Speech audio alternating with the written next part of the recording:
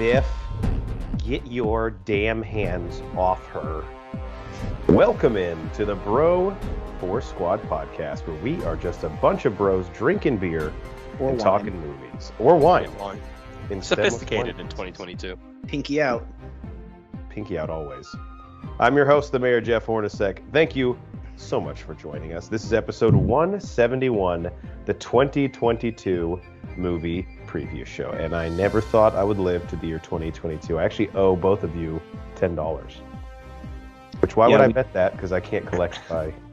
That's why I was all in on that bet. Yeah, I was like, this is a win-win. Damn it. Before we get started with the movie discussion, let's go around and meet the fellow bros. First, we have the American hero, Nate Thurmond. Now, Nate, I heard you're actually old drinking buddies with Boba Fett. What's the guy like in real life? He's pretty chill. He obviously is kind of out of touch with living with the Sand People for so long, so you do have to fill him in on some pop culture things every once in a while. So we'll go grab a drink and kind of have him catch up on like Taylor Swift and Dua Lipa and things like that. Does he have a lot of daddy issues? I feel like there's a lot there. What? Because his dad's head got cut off in front of him? Is that I mean, to some that might bother. I don't know. What's the problem? And his dad was cloned 8 billion times. Yeah. There's 1,000 other ones of him running around, so he may have some issues. We don't talk about it much. Sorry, spoilers for a 20-year-old Star Wars movie. Yeah. All right, next we go to our legal counsel, Ronnie Cycli. Now, Ronnie, if I found out tomorrow that my life was like The Matrix and isn't actually my life, but is a video game based on my life, which is probably a simulation, who could I sue? Do I carry the 2 in that formula? Sorry. Yes. I would sue Rachel because she's definitely put you in the Matrix, and I don't know who's getting entertained by the life you're living in the Matrix, but really that's some kind of sick punishment for them. Rachel, my ex-wife. No problem suing her. Since you represented her in our divorce deposition, can you just give me her new phone number? Yeah, no. Are there any issues there by you representing her and then him? Oh no, I want him to sue Rachel so I can get Rachel more money. That's what he's gonna do. He's gonna bait me. I'm gonna countersue. Right, he's gonna bait me into suing her, and then when I show up, he's actually gonna be representing her. The cool thing is you know what I'm doing, and you're still gonna do it, and it's gonna work out in our benefit. You're a genius. The old double cross.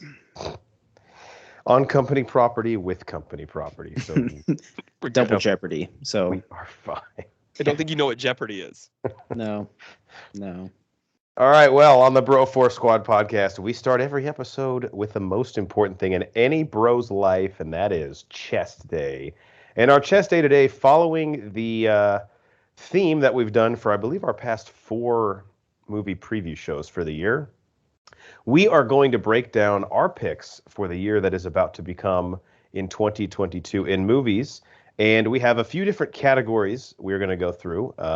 The calendar, the movie release calendar. Obviously, the caveat that if we've learned anything for the past 2 years, some of these movies might not be released. I hope they all are.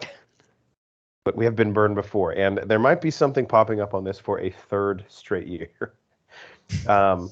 The 3 categories we're going to go through are our most anticipated film or films, our biggest sleeper movie of the year, which we'll explain a little bit more what that is when we get into it, and then our picks for biggest flop of the year. So 2 positive and then 1 kind of negative. And then at the end, honorable mentions. Anything else you guys want to talk about that doesn't really fit into the other 3 categories, that should be coming out in the year 2022. So we begin with a positive. Our most anticipated. I actually have 2 that I want to talk about, just as a caveat. So, Nate, why don't we start with you first? What is the movie that you are most looking forward to or most excited to come out in the year 2022? This was tough to put together because there's a ton out there that will eventually show up in my honorable mention. But... And I'm actually making a game time decision right now, just which one's going to be top. Wow, this is big. Man, I'm going to have to go with the Batman.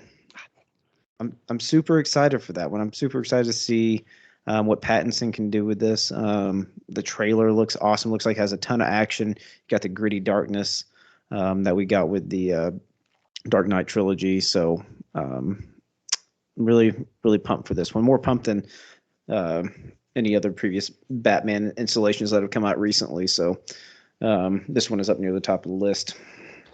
This one, of course, I think has been pushed back at least a year since it was first finished. And what I'm so excited about with this movie, obviously, I know Cycly is as well, massive fucking fans of the Batman movies in general, even the bad ones. But this has done a great job, and this has been an issue for DC, of with every teaser building my excitement while still really hardly revealing any of the plot or the surprises that I think the film has in store. Yeah, I think that's a good point. Yeah, and I'll go ahead and say that was one of my most anticipated, so I'll just add a little bit to what you said. Yeah. I think for me, obviously, at the beginning, the gritty, I from what I understand is the biggest difference with the Christopher Nolan ones is they're looking at Batman's coming back to be the world's greatest detective. Like it's really focused on his ability to break down crime, and I think that's why the Riddler is such an awesome villain choice for that kind of Batman style we're getting. And I'll be the first person to say that I was not overly excited about Robert Pattinson when I first heard the news. It was kind of probably how a lot of people felt with Heath Ledger got the role of Joker, right? Like you had seen him in all these roles, but you hadn't seen him in something really dark. And then I went back, I only really knew him from like Harry Potter and Twilight. And I went and watched Lighthouse. I went and watched Good Time. And dear God, if you haven't seen either of these two movies, if you have any doubt about Robert Pattinson, go watch these two movies. It's absolutely fantastic, character-driven movies, and he just knocks it out of the park. I think he is an incredible actor that we were really sleeping on. I've seen it twice. I'm still not sure what happened, but I liked him in Tenet.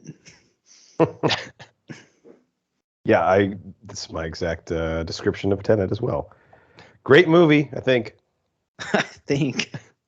I'm excited for Jeffrey Wright as Commissioner Gordon. Paul Dano, yes. Obviously, if you're a fan of There Will Be Blood or Prisoners, that guy is like the best kept secret in Hollywood. He has this well of just some haunting, morose character depths that he can go to that like I'm already shivering thinking about. He's always fucked up in some form. Yeah, he's when I saw him being the Riddler, I was like sold on Pattinson. I'm like, let's go. I mean, I think he's gonna make a completely just sick demonic type Riddler who's gonna be just like fucking toying with people. I think it's gonna be a really mental focused Batman. And they haven't shown the Riddler's face at all in any of the trailers, which I really like. And obviously Colin Farrell with a complete transformation as the Penguin. And I'm sure we'll get a tease of something else. Because aren't we getting a show or something with him? Yes, there's a Gotham PD show on HBO Max that will star Jeffrey Wright, who's Commissioner Gordon as well. I'm not sure the timeline, if it's like pre-Batman or like concurrent. I think that's a theory, is like Farrell's Penguin is going to be in that, but again, not sure of anything. I do think, and we've beaten this to death. This Pattinson Batman is disconnected from everything else DC, even the Joaquin Phoenix Joker. So I guess real quick, how do you guys care? Obviously, DC at this point has gone with a completely different formula than Marvel, where really nothing is connected. They're just trying to make good movies. Nate, do you give a shit about that at all, or do you just want to see a good Batman film? No, and it's actually something I've never really kind of cognitively thought about. Because in the like Marvel and Star Wars, like that's super important, and that's something I concentrate on a lot. But I think they've done a good job of just like what you said, like just making good movies. And it's not even something that you really think about or care about or really gets in the way of enjoying the movies. Because even their second Suicide Squad movie is not a sequel, but they brought back some of the same actors playing the same character, but not the same character, because they're like, well, we liked you in the role, but we can't really have this make sense with the other one. So people are just like, I don't fucking care. Make a good film, I guess. And it works. Cycly, what do you think? Yeah, I think there was a while that I think, DC was trying to be like Marvel. They don't need to try and be like Marvel. Honestly, just own. I think they should go all in on the grittier style superhero movies. and they should kind of just make that their own. And you know what? Sometimes if the movies interlock, that's awesome, and if not, that's okay too. Like everyone, I think Joker was phenomenal. What we're anticipating with the Batman should be, live up to expectations.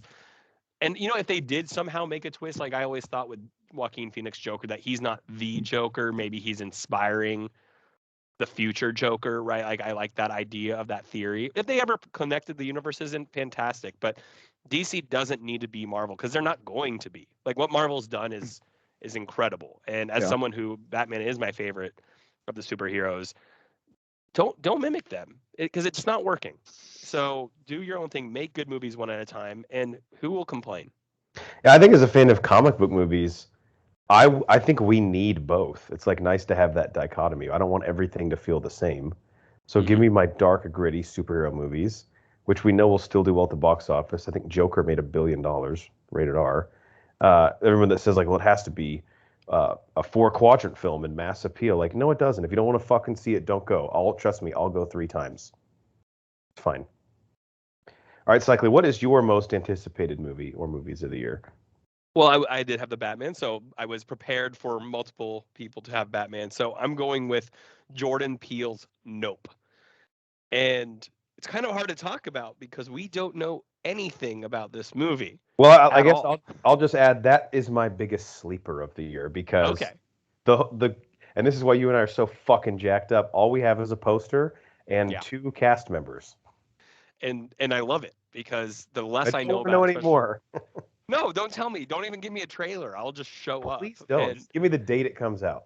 Yeah, thrillers. Again, any movies with kind of like Get Out. What made Get Out so amazing was like you just got deeper and deeper into that like the horror he created, and then the twist at the end. And Jordan Peele has now with Us and with Get Out has obviously earned the audience's attention, right? Like.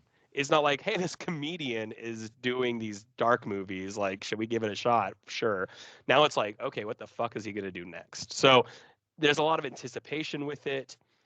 Maybe it's hard for him to live up to his last 2 movies.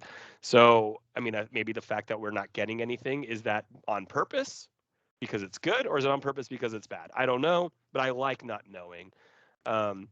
And everyone knows you and I especially are huge horror movie people. So anytime I see a big horror movie, coming up, that's always going to be one of my top lists. So really excited about Nope. So we were saying Nope. But, again, I'm going to try and avoid trailers whenever they do come out. And the poster that we have, if anyone's... First off, Daniel Kaluuya coming back to work with him has me really, really excited. Yeah. The poster is what looks like an aerial shot of like a small town at the base of a mountain with a cloud that has like the thing from the DeLorean in Back to the Future 2, like some flags hanging from the cloud, which I don't even know what. Yeah, there's nothing there. Like, what am I supposed to do with that?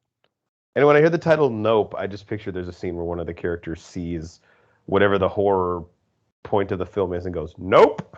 Nope. There's going to be some comedian like, I'm out of here. But Daniel Kaluuya and Jordan Peele teaming up again, I mean, say no more.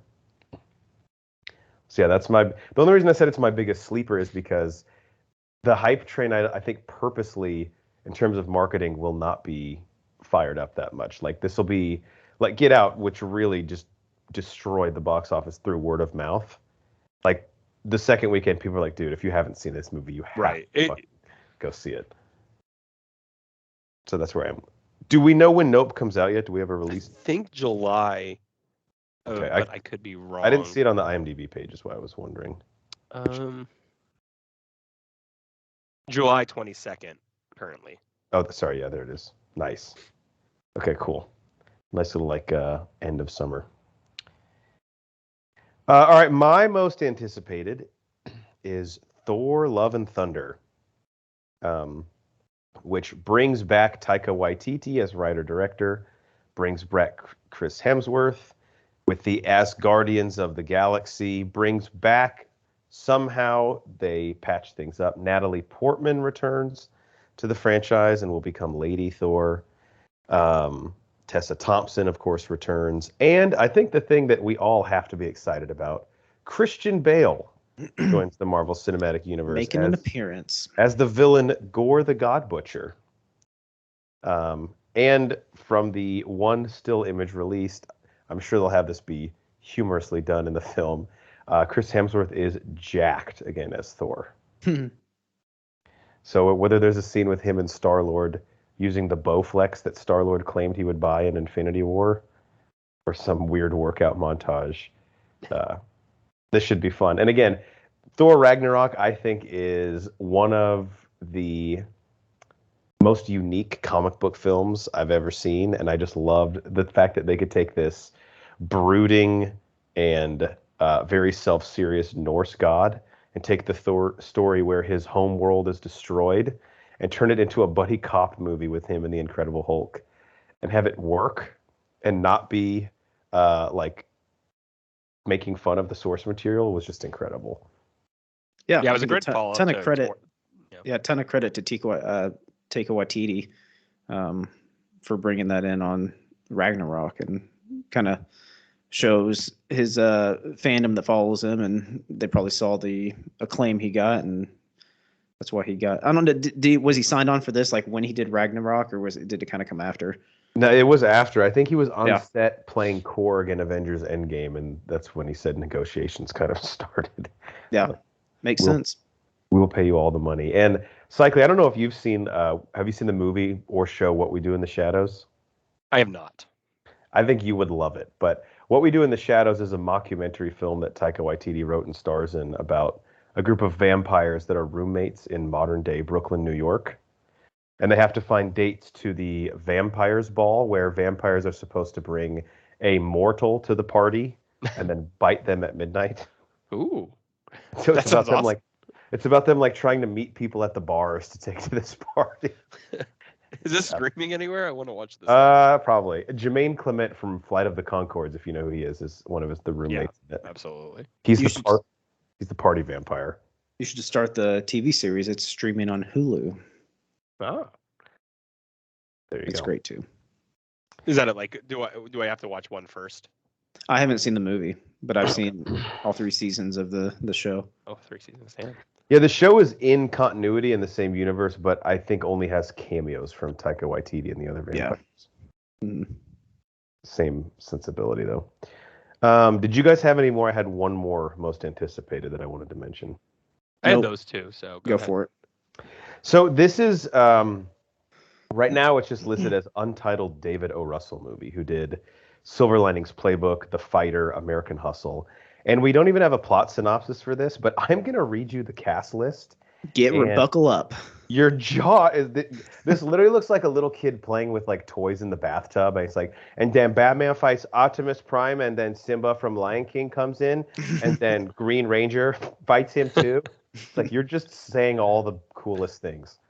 So here's the cast list for this David O. Russell movie. Christian Bale, Margot Robbie, John David Washington, Remy Malek, Chris Rock, Anya Taylor-Joy, Zoe Saldana, Robert De Niro, Mike Myers, Timothy Olyphant, Michael Shannon, Taylor Swift, and Michael B. Jordan. Jesus, who?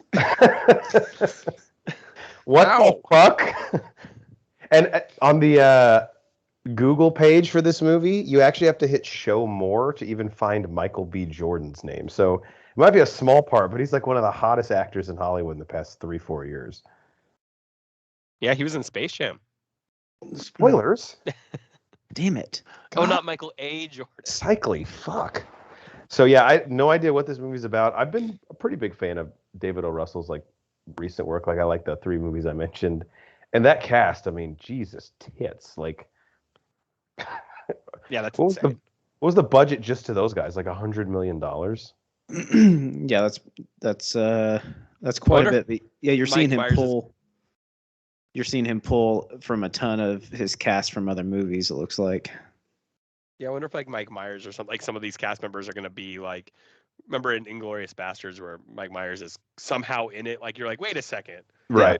No, I mean, they have to. Some of them have to be bit parts, but like, yeah, to get Margot Robbie, Anya Taylor-Joy, and Taylor Swift, like 3 of the hottest females in Hollywood in the past half decade. Yeah. Like Anya Taylor-Joy, is there a stock that's rising faster than hers right now?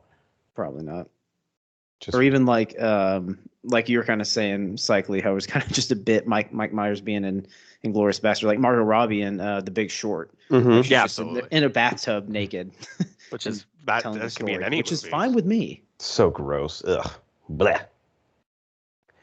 All right, moving on to our biggest sleeper of the movie. This is a film that really people aren't talking about, or a film that we think could really surprise people and be good, or be one that people are talking about towards the end of the year. And this is where we kind of take a swing. Like, this could end up looking really stupid at the end of the year, or we could look like geniuses. I already said mine was Nope, which is Cycly's most anticipated. I knew that was going on my list, one of those two spots. I just couldn't choose. So mine's already been mentioned, and I only had one. So I'm very much looking forward to that, even though I have no fucking idea what it's about. Cycly, what is your biggest sleeper or sleepers of the year? Yeah, and I don't know if necessarily, because I haven't really heard anything too much about it. Maybe people are talking about it, but for me, it's the Northmen. And just saw the trailer for it, actually. Oh, really? Okay, so the reason I picked this one was because the guy who, and I kind of mentioned it earlier about like one of the movies where Robert Pattinson is in, The Lighthouse. He did that movie, which is not a very, was not that it was, the movie's amazing. It just wasn't, big at the box office. It's a very particular audience member they're going for in that movie. And he also did The Witch, which I'm not sure if you've seen. Anya Taylor-Joy. Hornets, have you seen it? I have not. I know I need to watch it though. It is actually, it's on Netflix, I believe, and it was fantastic. Really enjoyed it. Was much better than I anticipated. Anytime I put on like a horror movie on Netflix, you never know what you're gonna get. Right. But so he did these two movies that weren't really big box office, focused movies. They're kind of more artistic. They're a little darker. And it seems like, so this movie is about, it's a Viking lore, and it's, it's like a revenge thriller. But, this seems like his first step into really popular movies. Like this is a big chance for him to maybe make a name for himself outside of doing the artistic stuff. So the thing is, many people haven't heard of him. So I think that's why it's a sleeper for me. Is he's a good movie maker. He's already proved that. But, can it make the next step into a large audience?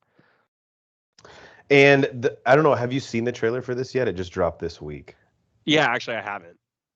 I had just been reading about it for a while. It is fucking intense. It is intense. It gives me, like, aesthetically, this guy has like a real sort of Ridley Scott feel, at least with what he's trying to do here. By reading it, it made me feel like a Gladiator type movie. Yeah. Right? Like this, the kind of idea where this character has to go back and revenge. And so that's what, I mean, if it's like Gladiator, then man, that's fantastic. Yeah. And Nicole Kidman is in it, and I actually think Willem Dafoe is in it as well. That is correct. Aside from Alexander Skarsgård. So they work together on Lighthouse, and Willem Dafoe is always creepy. Dude, he's the fucking man. Yeah, the trailer looked really good. I think you'll like it. And there's a lot of interesting camera work. Like, so there's one scene where it's like this fucking battle, and it's like done with a handheld camera, and it feels like you're playing a first-person video game, just like slicing dudes up. Did you know Willem Dafoe kind of sounds like a frog, like Willem? Okay, here we go. I watched that episode a few days ago. It's fantastic. All right, on to Nate. What is your most anticipated movie or movies of the year? Sorry, Cycling did you only have seen one? me do this whenever he announced his. I don't know how we when you said Batman. how we can match up the hundreds of films coming out next year. This is beautiful. To be this spoiler, but yeah, this is what I have as my spoiler too. And yes, it's actually got a decent cast. Like Cycling. Wait, you have the Northmen also? Yeah. So we shared Batman and Northmen. Yeah. We just like movies that end with man. That's it. I'm almost glad we didn't communicate, because it just shows how on the same page we are. Oh yeah. But like Cycler was saying, I'm not like tuned into. I haven't been going to the 2022 movie meetings lately, so I don't know what everyone is exactly talking about. But I hadn't heard of this one. And you should go. They've been catered. It's really delicious food they have. They bring in some Chick-fil-A. Not yet. They focus on duck, actually. Oh, duck. Nice. Yeah. Roasted duck. But yeah, to Horns' point, like, yeah, this trailer is badass. It gives me kind of some Game of Thrones vibes. But I'm thinking this could come out and be something along the lines of like a gladiator type movie that came out around 2000. So, yeah, really cool story. Revenge of his father. So it's going to be kind of, I think it's going to be a lifelong journey from what I'm seeing on this. But yeah, I just think really cool action from the trailer as well. I like the filters or however this is being shot. It's like real gritty, almost get a 300 vibe as well with looking like some of the filters that they're using. But a lot of cool shots and a really good cast. And Nicole Kidman in it, Alexander Skarsgård, Ethan Hawke is in it. Taylor-Joy is in it as well. I think Ethan Hawke is and this is all in the trailer, so I'm not spoiling anything. I think Ethan Hawke is Alexander Skarsgård's dad.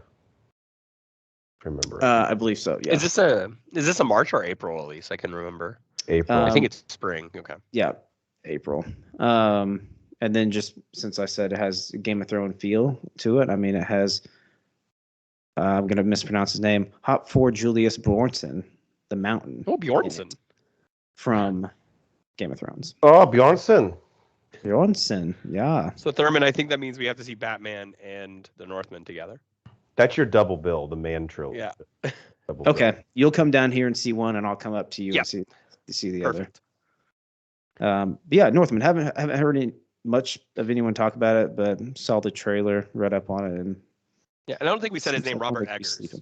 That's What's up? Oh, the director. Robert Eggers. I don't think. I'm gonna have to see. I'm gonna have to see the Lighthouse now with your. If you watch the Lighthouse, it's like 2 hours of just Willem Dafoe and Robert Pattinson stuck in a lighthouse in the 1800s. I mean, the entire movie is it's a slow burn. But like you just watch these characters go. But it's them like possibly going insane, right? Yeah, absolutely. It's on. Do not watch that movie for like, oh, this sounds exciting.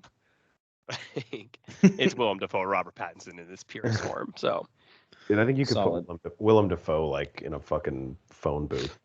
Willem Dafoe. All right, on to the second to last part. Our biggest flop of the year. These are movies that we think are going to fucking bomb, either financially or critically, meaning they'll just suck dick.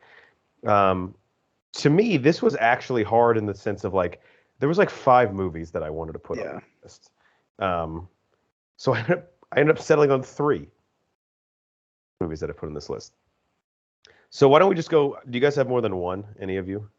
I have 3 as well. Awesome. I've got 2. Okay, we'll go round. If we share 2 of these, Nate, it's some champagne or something. My first one, I'll just go first because this one comes out in February. I have mine written down chronologically, which again, no one else has to do, but that's just how I think I was scrolling through a article that had like the order things were being released in. And I take no joy in saying this about this movie, but video game movies historically just have not worked out. And I think we definitely have enough of a sample size to where Hollywood needs to fucking just punt it. It's not going to happen as much as we want to make it happen. And this movie actually has 2 actors that I really, really like. And Cycle, you'll like this. One of the main leads from You Season 3 is actually in it as a villain. The librarian chick. She's in. She could get it.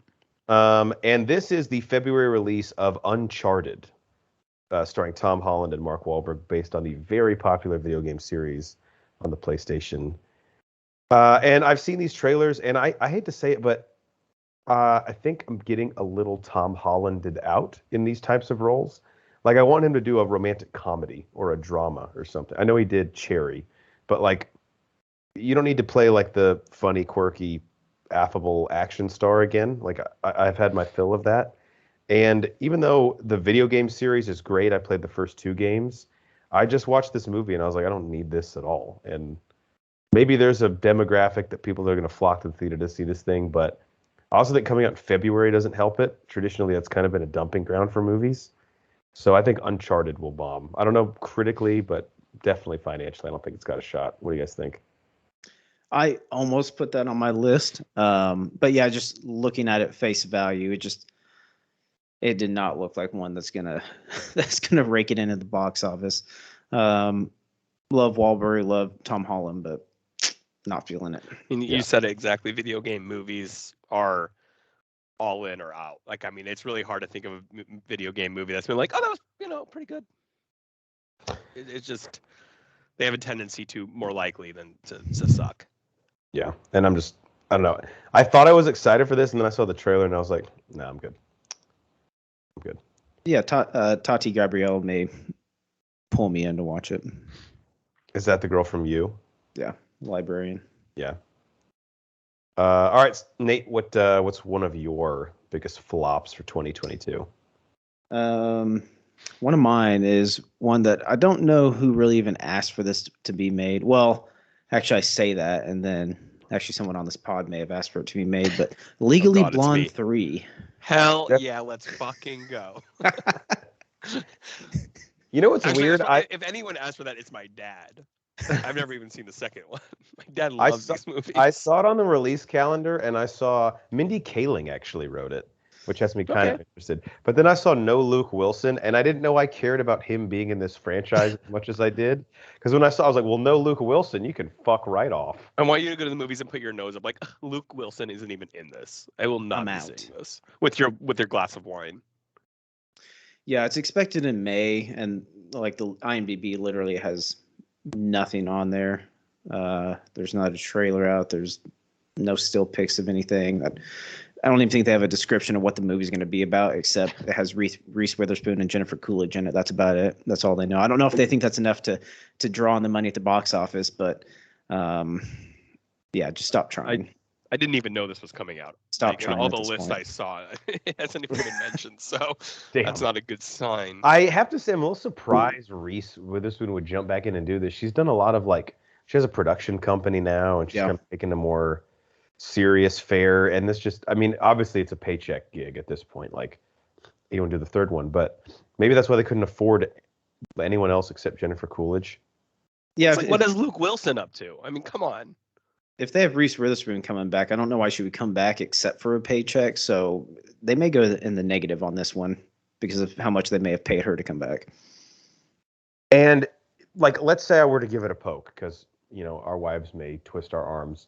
It's not a theater watch for damn sure. Like, you throw it on some streaming service, then fine. But yeah, if that comes out on HBO at the same time, that's fine. I'll give it a shot. Maybe. Yeah. I hope I'm not confused since I haven't seen the second one, though. Oh, you will. Don't want to be lost. Especially considering how little you know about the law. The Elle Woods trilogy. Or is that her last name in the movies? Yeah. Don't act like you don't fucking know everything about it. Is it? You have it tattooed on your bicep.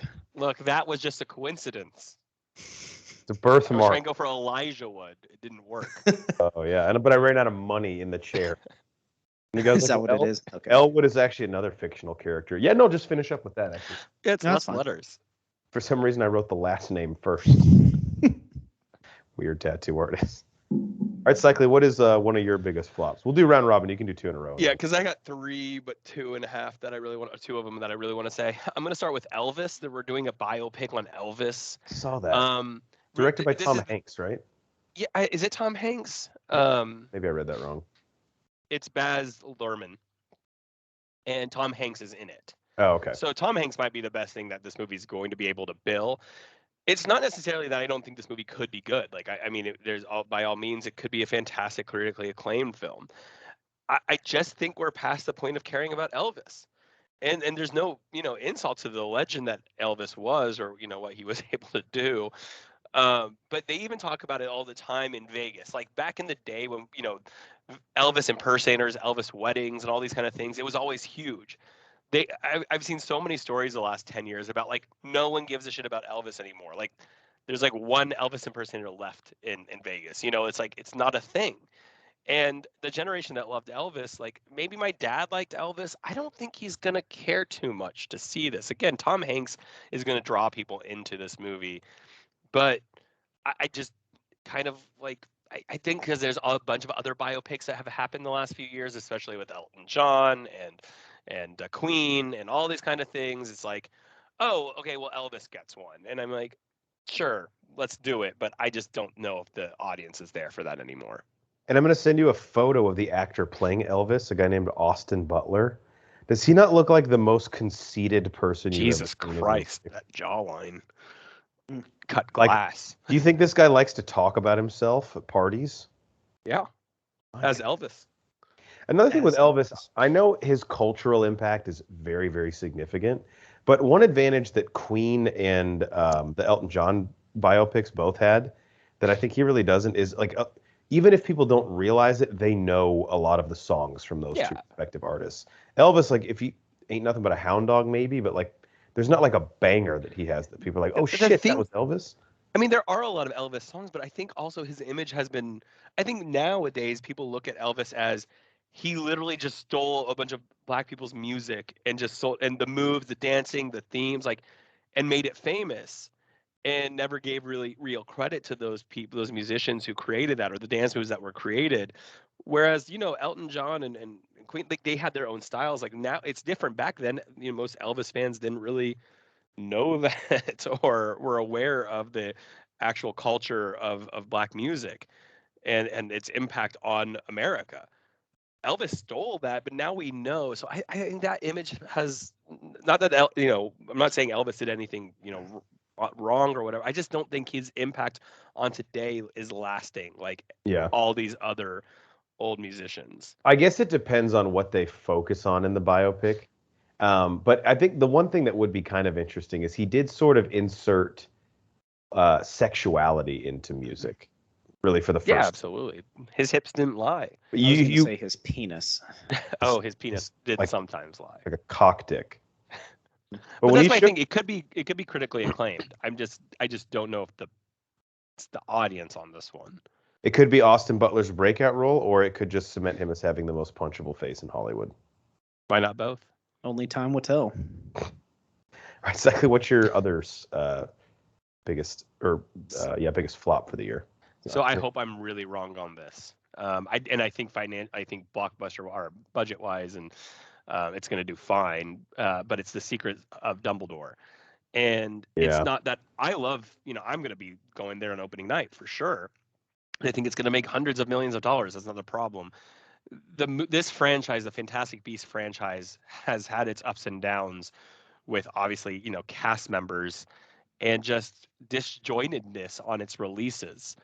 Fantastic Beasts and Where to Find Them. I think most people really enjoyed that movie, the reintroduction to a new story in the world. The film itself was really fun. And then The Crimes of Grindelwald, that movie was a mess. And it really should have been a lot better. And then you add on the Johnny Depp stuff, and wherever you stand on that, it just added complexity. And I'm honestly more mad that Ezra Miller is still in the franchise. Yeah, that it will be interesting to see how much of a role he has. I just think, and I could be completely wrong, this movie could fix everything.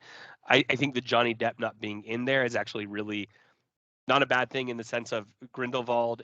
So in all three movies now will be played by someone else. It was Colin Farrell in the first one, Johnny Depp in the second one, and oh my gosh, I just blanked on his name. Mads Mikkelsen. Yes, and who is a fantastic actor and villain. I think you can easily sell it as Grindelwald is such an evil character that he can transform his appearance. No one really knows who he is. So I don't think there's going to be an issue with having different actors playing the character. I just think it's been about 5 years since Crimes of Grindelwald, and it just was so messy. People are like, what are you doing with this? So I hope they fix it. This movie was delayed a number of times, and that always adds concern. You're hoping they delay it to fix it. I don't know if that's what they were doing here. Yeah. So I'm wanting to be optimistic. I'll be there opening night no matter what, but I could see this movie really just almost sealing the franchise of the Fantastic Beasts. Before we move on, I actually have a question for each of you regarding these films. Nate, we'll go to you first. I know you are a Harry Potter fan. Would you describe yourself as a Harry Potter head on the level of Banner and Cycly? And do you give a fuck about the Fantastic Beasts movies? I do, but to that point, watched Fantastic Beasts and Where to Find Them, loved it. I've honestly tried to watch Crimes of Grindelwald twice and haven't gotten through it. Wow. I know, a testament. And I've seen every other movie multiple times. We've gotten through some shit movies too. So yeah. And one time I fell asleep, and the second time I got it, I was just like bored, and it was just disjointed, and I don't know. It just did not draw me in. And it disappointed myself. Like I did not want to get through it. So with the Secrets of Dumbledore coming out, I really want this to do well. But I definitely see where Cycley's coming from. But I'll just put all my faith in Yates, and hopefully he can come through and deliver. It's a good deliver cast, on this. man. Yeah. I mean, it really is. And then Cycley, sorry. Well, I was just gonna say this is in the trailer, so probably not spoilers. And I am maybe Geiger and I are the two people on the pod that I love your guys' passion for Harry Potter. It just has never resonated with me in the same way. But in the trailer, it looks like Ezra Miller is now like the full-on villain in this movie. Did his character make some drastic turn from his introduction in the Fantastic Beasts to now? Kind of. I mean, he the way they're trying to sell it, at least in the first. I mean, it's been a while since I've seen Crimes of Grindelwald because of the same reason Nate just said. From what I remember, They kind of created this new entity in this franchise that they never mentioned in the books, and he's basically this. He has like evil basically inside of him, and in the movie, they're trying to cure him of it. And it's not his fault, right? Like it's like it was something like a spirit had taken him over or something. Again, excuse me if I'm wrong because I haven't seen Crimes of Grindelwald in a while, but if I remember right, like he's kind of just full on taken over by this entity or spirit. So like Grindelwald is manipulating Ezra's character. And instead of helping him, he conveys him to get him on his side by saying, I'm going to help you, I'm going to help you. And then he falls for it. And then instead Grindelwald uses it to his benefit. So I think that's where they're going. Maybe the whole buildup is going to be Dumbledore, saving him in some way. I am excited about this movie because I hope they do just break down Dumbledore, right? Like we got a hint of that in Deathly Hallows, the book, where we go into the past and there was a very dark side to Dumbledore's youth. That's what I'm hoping this movie does. If they do it well, then I think, Nate and I will walk out of here and Banner will be really happy about it. But I just don't trust it. And again, this question comes from a point of ignorance, but are Harry's parents and or Sirius Black and or Voldemort going to show up at any point in this? Because I'm sure Gary Oldman, if you put in a call, would come back. No, this movie takes place in the 40s. So if anyone, it would be like a baby or a young Voldemort. Yeah, potentially. Well, so Dumbledore's that much older than Sirius Black? Yeah. Because even when Dumbledore in Deathly Hallows goes and sees Tom Riddle, he's portrayed at that time as an older wizard. So yeah, well, Dumbledore was, I'm pretty sure, because in the lore of Harry Potter, wizards can live to like 150. Mm-hmm. Don't spoil his fate, but Newt Scamander, is he someone that like they will explain why he is not in? We have absolutely no idea. Nothing in the book about what happens that character. All we know about is the character is he wrote in the book Harry Potter. There's reference to Newt Scamander as writing Fantastic Beasts and Where to Find Them. That's literally all we have. Yeah, gotcha. And I have no idea why they continue calling the franchise Fantastic Beasts.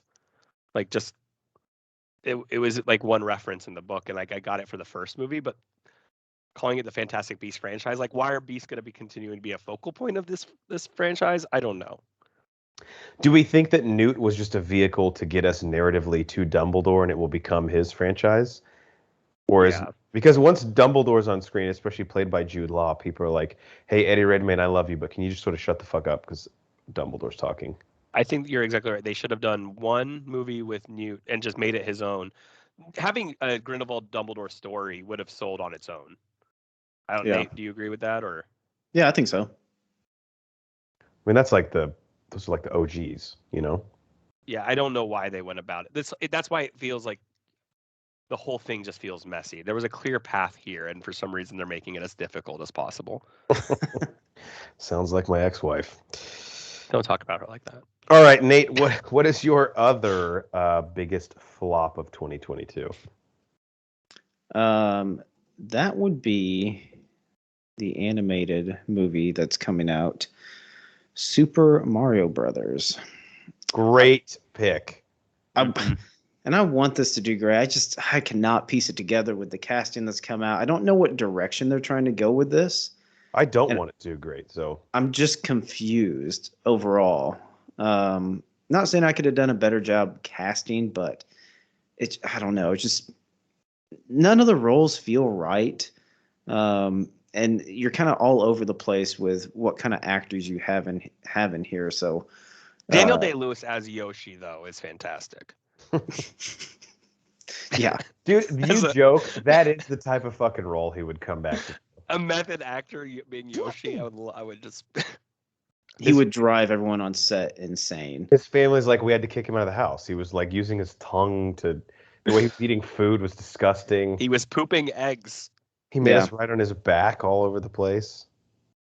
Yeah, I think I'm over Jack Black at this point. He's making an appearance in there. Again as something. Love Chris Pratt. Don't know if I'd cast him as Mario. Anya Taylor-Joy is in there. So you're kind of all over the place with some of these actors. I know there's some other ones in there, but is Keegan-Michael Key Toad? Yes. Yeah, that's who's playing Toad. Kind of interested. Yeah, that's one that does kind of fit. But just overall, just don't see. I would almost like to see them make a live action kind of remake of the '90s Super Mario Brothers. Yeah, that would be badass, and I'd be more on board with that. I agree. I think they're scared to fucking death to try that. Mm-hmm. Do we have a release date? I have a feeling this gets pushed. If of all the movies we've said, for some reason, I feel like this is going to be a pull of Sonic and just. Well, yeah. Right now, it's like Untitled Illumination Entertainment Project, and yeah, December 21st. So, is who's Bowser? Is Jack Black Bowser? Yes, Jack Black is coming in as Bowser, and then you have Fred Armisen as Cranky Kong. Is Wario in the cast? It's not listed yet. Okay. Or they're not listed. Is Luigi in the cast? No, which is kind of a weird move. I thought they announced Luigi. I could be wrong. They may have, but I'm not seeing it on anything right now. And Anya Taylor-Joy is Peach, right? Yeah. Mm-hmm. I mean, just like you said earlier, Horns, like, I'll see this, but again, video game movies. Yeah, kind of good. Yeah, exactly. It goes along the lines of what you're saying with Uncharted, like very hit or miss. And if this is one for sure, if it's on HBO, I am not going to theaters for. Correct. And Cycly's like the biggest Mario fan I know. He has like every fucking game. Yoshi fan, bro. I mean, Mario's in Yoshi's world. Correct. Right. Yeah. Mario's in the Yoshi games. But yeah, that was my second flop I had for my Nate list. and I, as far as video game movies go, we're just waiting for the Overcooked movie. Oh God, let's get it. I'm on dishes. Every couple in America will get in a fight. We'd be in the theater, and like when it says that when they mention who's on the dishes, Nate would be the guy standing up clapping. Fuck yeah. Dishes. Pass the tomato. God damn it. This job. We were cooking a couple weeks ago with our wives. It was Cycly should have seen us. We were a fucking. Did you guys avoid getting in arguments? Because it's impossible in that game. Well, okay, we went one game, and then we had to pause and say, okay, let's get a game. We had to write down roles. And then from there, we went through like 5 or 6 levels with ease. I love it. It's so good. Such a stupid game, but it's so addicting. Dumb. And the first level where you're like fighting zombies, and then that narrative, that whole story arc just goes away. You're like, what? Time to cook some food. I'm probably gonna have another glass of wine tonight, and then go buy a Nintendo Switch on Amazon. Do it. Fill her up. Do it. Then let's play online. Hell yeah. All right, my next two. These are my last two biggest flops. Are my first one comes out in July, and I hate to shit on any superhero movie, but Black Adam, starring Dwayne "The Rock" Johnson, and just who is this for? Because I think even DC fans are like, get the fuck out of here, Dwayne Johnson. Is this? I don't know much about this. I think I saw this recently. Is this like a sequel or add-on to Shazam of some type, or vaguely? Yeah. So in the comics, Black Adam is like an anti-hero who fights Superman, or with Superman sometimes, and then he also does the same with Shazam. So maybe Zachary Levi shows up as Shazam. Maybe no one gives a shit. I'm gonna go with the latter on that one. But in a year where we're getting like Doctor Strange 2, The Batman, Black Panther 2, Thor: Love and Thunder, 4 Marvel Disney Plus shows, it's like, do I give a shit about the Black Adam movie? No. In July, man, July 22nd, what I don't know what we talked about. It's already coming out then. That's Nope, right? Nope. Yeah, Nope comes out that day. So Nope will be sold out, so you're gonna have to go see Black Adams. Remember those days in middle school? You're like, damn it, what if we see now? Yeah, if Nope is sold out, I'll just stand in like the fucking ramp on the side of the theater and watch Nope instead of go to see Black Adam. And then my other biggest flop, and guys, I've been on record, I think, since the pod started, as saying this movie's fake. It doesn't exist. All of its sequels are fake, and they don't exist. And Cycly, I'm with you. I'd bet the farm this motherfucker gets pushed because it's not real. It's never been real. And that is Avatar 2, allegedly. Yep, that was my third. It was? Okay, perfect. Yeah. First off, Yeah. no one cares anymore, James Cameron. You're too good a filmmaker to spend 10 fucking years on the next 3 Avatar movies. Give us something else. Right? The first movie, I don't think, has aged well with a lot of people, first off. Look, good for the first movie for being something new and fun. It really introduced 3D technology, which clearly has not lasted. But, it's fine. It was fine. Like you said, it doesn't hold up. Avatar 2, yeah, people are going to see it. One, kind of like I said about Elvis, we're so far down the line. Do people even remember? And 2, it's not going to live up whatever expectation you have. 20 years in the making. I think we're going to walk out of here like, why did he wait 20 years to make that movie? Yeah. Yeah, like whenever Avatar came out, yeah, like the technology was amazing. It was like a huge thing in cinematography, but like I don't think it's really advanced that much to where this can be that over the top. We've seen shit like this before. And what's he going to sell us on? Like, guys, it's in 3D. We'll be like, I'd rather just not see it in 3D. Cool. I'm just not going to go see it then. It's just going to pay for his trip to Mars. All these movies he does, like, it just pays for whatever exhibition he wants to go on. Yeah. If you want to impress me with blue people, do something new with Smurfs. Exactly. Challenge yourself. Shit, they might be in Avatar too. Damn, that's the crossover we need. All right, last thing before we move on, honorable mentions. This is anything you want to talk about that did not fit into any of the other categories. Cycly, do you have anything? Yeah, I just really quick kind of mentioned Nope for Jordan Peele, but we're getting kind of a couple horror movies this year, and I don't know how I'm going to feel about them, but we're getting a new Scream here in 2 weeks. And Horns, I think you and I will get to see that together, so that'll be fun. Yeah. I don't know the trailer. The poster came out today, and I love the poster. I don't know if you saw it, but I'll send it to you. I sent you the one where it says the killer is on this poster. I love that one too. Yeah. Well, in the new poster, it says something where the killer, it's always someone you know, and then at the bottom it says, "Don't see this movie alone," which I love that kind of play. Like, yeah, you're gonna go see the movie with the killer. But you never know. This is the 5th one. We're 10 years removed from the last one. First movie without Wes Craven. We'll see. It's had some room to breathe, so I think it might. Yeah, I'm excited. I don't know. I'm trying to go in without expectation, and kind of going on the point. We're getting a new Jeepers Creepers this year. I did not know that. Yeah, and we are reboot. Hopefully not a sequel, right? I think it's a reboot, but not necessarily like starting the story over. I think it's just the Jeepers Creepers character is just still existing, but I can be wrong about that. There's a trailer which I need to watch that after this. And we are getting Halloween Ends. So I think you heard us talk about Halloween Kills a few months ago. Halloween Kills is the reason Scream is coming out in January. I would be nervous about Scream coming out in January, but they didn't want to compete with Halloween last year. So we'll see how Halloween ends. I wasn't really happy with Halloween Kills. I think you weren't very happy with it, right? Yeah, the more I think about it, the less I was enthused. But I am still very much excited for this one. Yeah. And I think it just felt like a placeholder, not that it wasn't an entertaining movie. So we'll see what they do with the franchise and Michael Myers.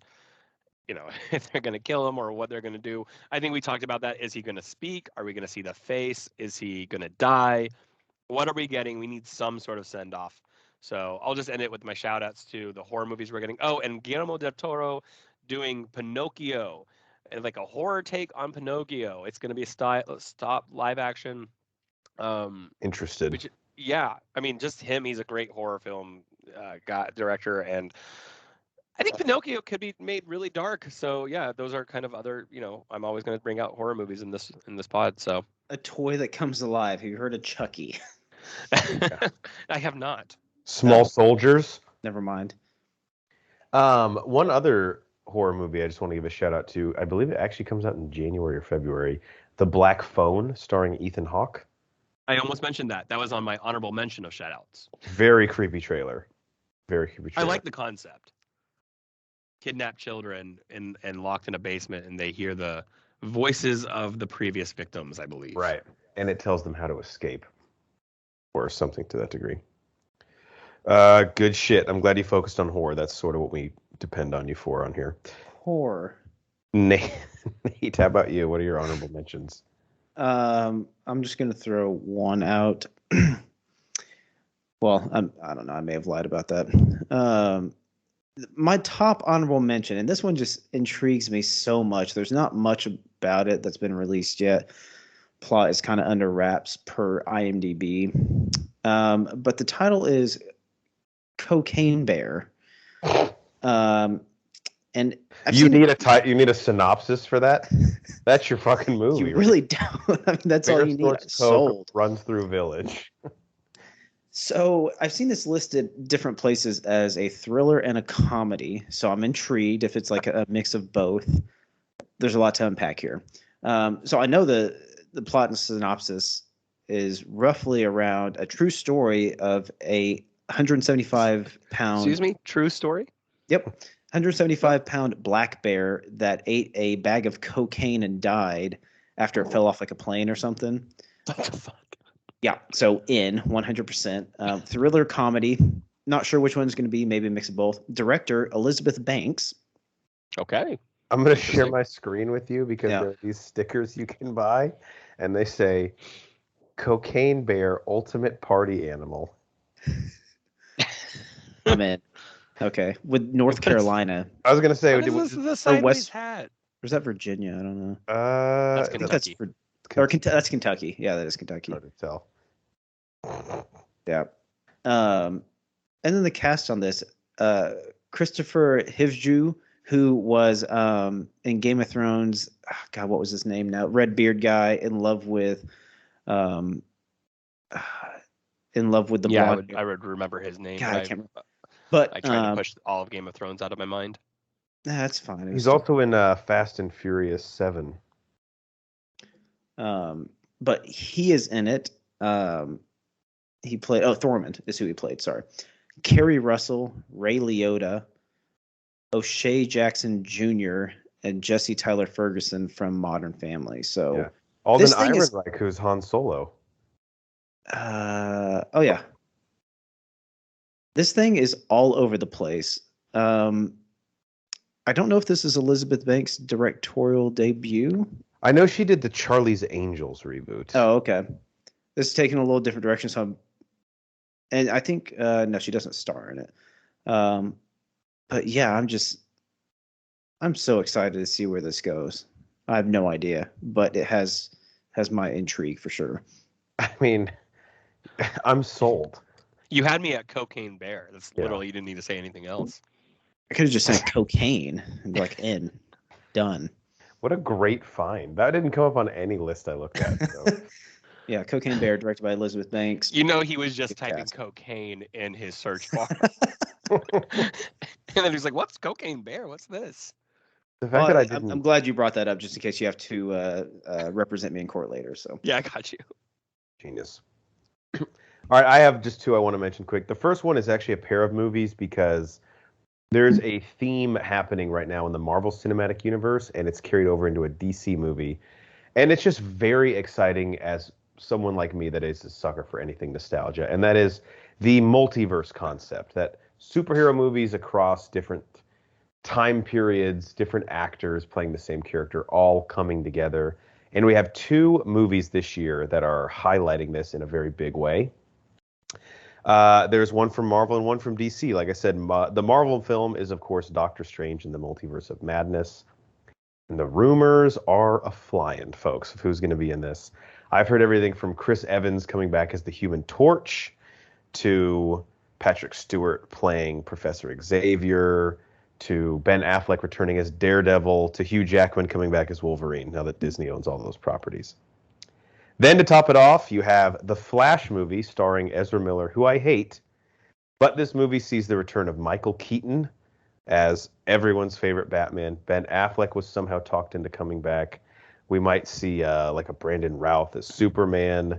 We may even get like, who knows? Maybe fucking Clooney will come back, or Alicia Silverstone, or Chris O'Donnell. Nothing is off the table with these multiverse movies, and I just think the concept of actors coming back after decades to reprise these roles is so fucking fun, and I'm so excited for both of those.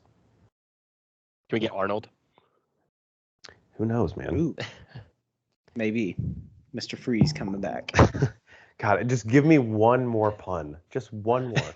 They've been sitting on some good ones. You know they had some good ones that they couldn't put in the script. And the other one is a movie that is actually based on, I believe, a Japanese action film that was like a huge fucking hit. And now David Leitch is trying to crack it, who did Deadpool 2 and a few other movies. And it's a movie called Bullet Train that comes out in July, and it stars Brad Pitt, Aaron Taylor Johnson, Michael Shannon, and Sandra Bullock.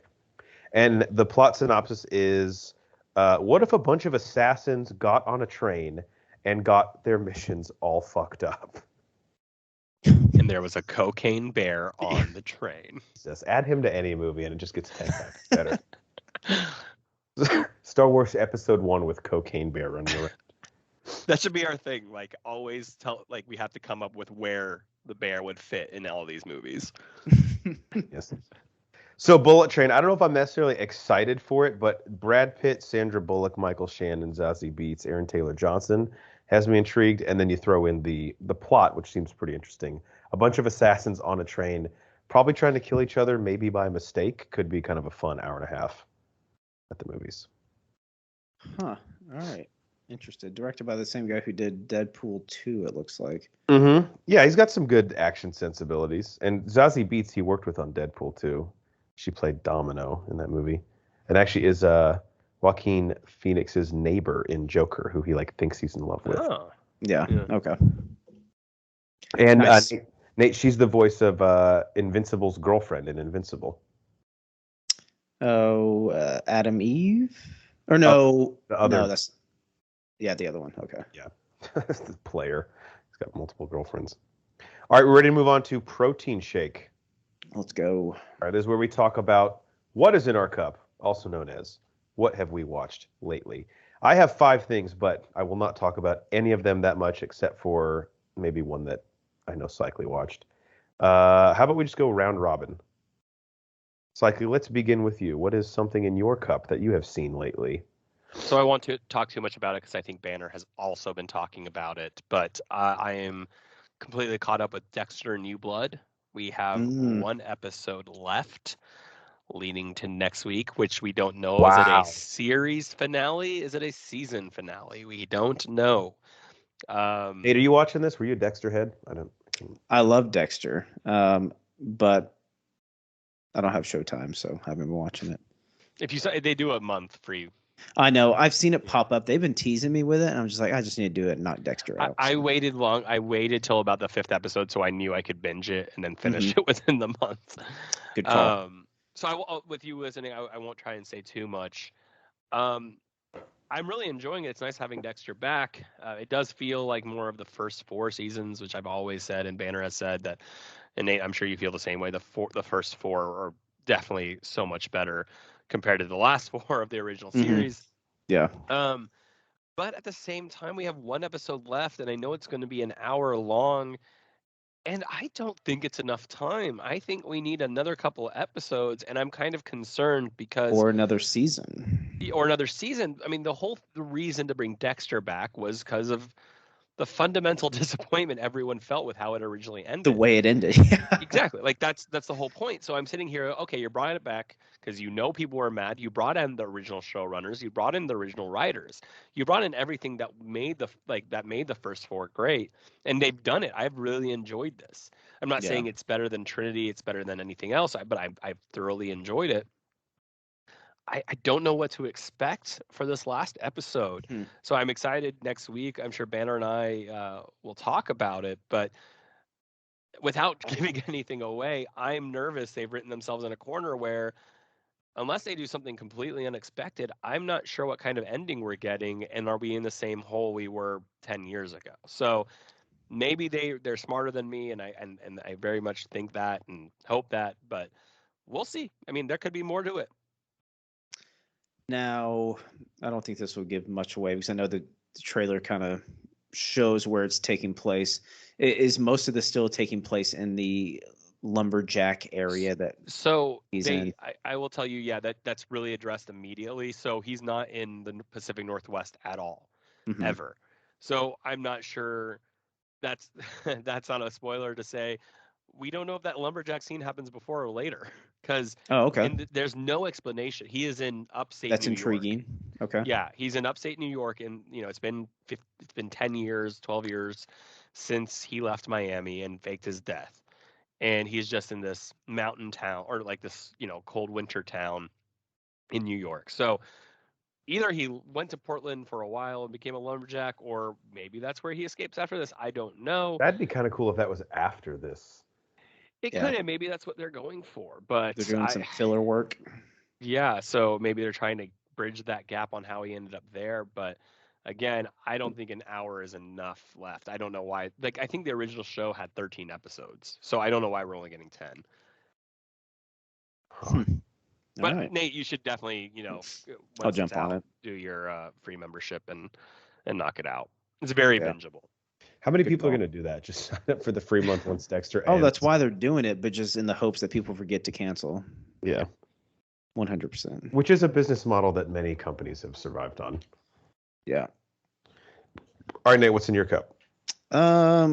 Let's see. So I think I may have mentioned this on a previous pod, but still going strong with The Sopranos. Never seen it. Started it a couple weeks ago.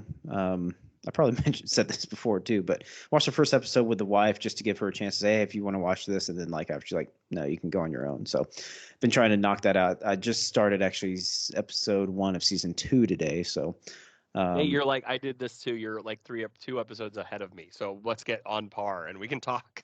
Oh, really? Yeah. Oh, nice.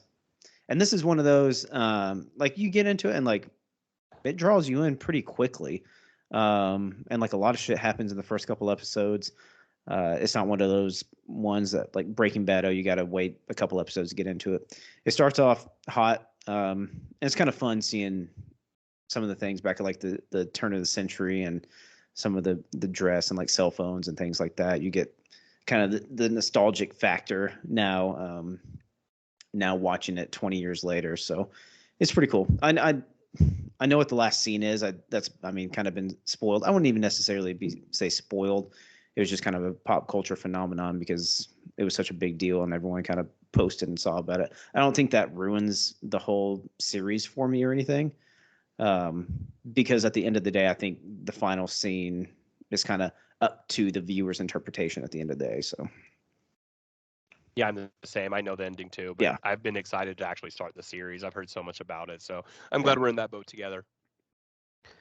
I know Nice, it's early, Nate, but do you agree with the hype around the show? Yes. 100%. See where the hype is coming from. And it's kind of funny getting like Italian Americans in New York, New Jersey, and seeing some of the things in the dialogue that is written that may not fly today. I won't mention anything on here, but you can imagine what they might have said. I mean, HBO at this time had The Wire also, and like the Oz, that prison show. Had Sex in the City started yet for them? Had which one? Sex in the City. I think so. Yeah, this was all around that time. Yeah. And so they were very like, oh, that shit was gritty. Mm-hmm. Yeah. Like they didn't hold back on the stuff they said or, showed back then. Yeah. That's sort of what HBO's moniker kind of was. All right. I watched Marvel Studios assembled The Making of What If. I don't have much to say about this. This is sort of the retrospective series on Disney Plus that Marvel Studios has dropped pretty much after any project the past 2 years has come out, which is like a behind the scenes featurette, like a making of, which has been really cool. They've done it for all their Disney Plus shows, and they've done it for Black Widow, Shang-Chi. I don't think they've done an Eternals one yet, but I'm sure they will once it comes out on Disney Plus. And What If, just as a reminder, is the animated series on Disney Plus that explores like alternate storylines in the Marvel Cinematic Universe, like sort of like the title implies, if this would have happened differently. And so, Nate, did you watch this at all? Because I know you watched some of What If. I have not. So this is different than like the behind the scenes of like Loki and No, WandaVision. it's the same thing. Yeah. Oh, okay. So I think I watched the Loki one and maybe the Black Widow one.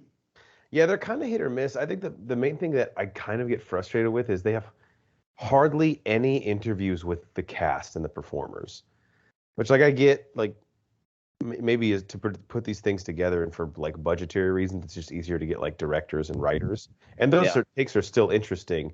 But with What If, they had like the whole fucking cast come back to do voice acting work, and I really wanted to see some of them. The only guy they really got was Jeffrey Wright, who's really cool as the Watcher, but like I wanted to see like, I don't know, Chris Hemsworth talk about doing this, or Cumberbatch, or I don't know, some other people. But yeah, a few of my takeaways. Number one, they talked about how this was the last performance of Chadwick Boseman, and how when he first heard the idea of doing this, he was so excited, and actually is in more episodes than anyone who is not Jeffrey Wright. He did 4 episodes of this show.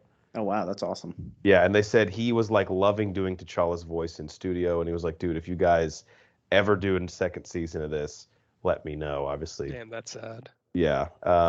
And to hear, and his is maybe my favorite episode. Cycling, I don't know if you've seen what any of the stories are, but there's a What If episode where it says, what if Yondu and the Ravengers, instead of picking up Chris Pratt's Peter Quill in Guardians of the Galaxy, if they accidentally abducted T'Challa from Wakanda?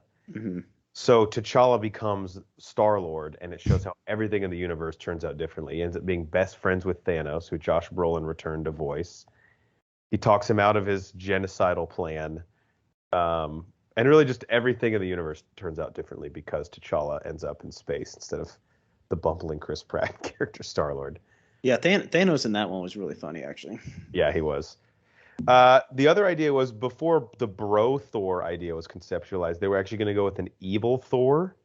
And I have a feeling Chris Hemsworth kind of talked them out of that. He's like, look, I play this guy straight up comedically now, so I'd much rather do him as like the frat boy than as the evil version. And then one other thing I thought was interesting. So Marvel's Zombies is like its own comic, and I didn't know this, but it's actually getting its own series, like just Marvel Zombies, they said, out of this, which I don't know how that will work for even like a 6-episode run, but I'm not interested. Yeah, interesting. I guess I don't know what they're gonna do with that. Maybe go down the path of like the what if was, and more Avengers becoming zombified and stuff like that.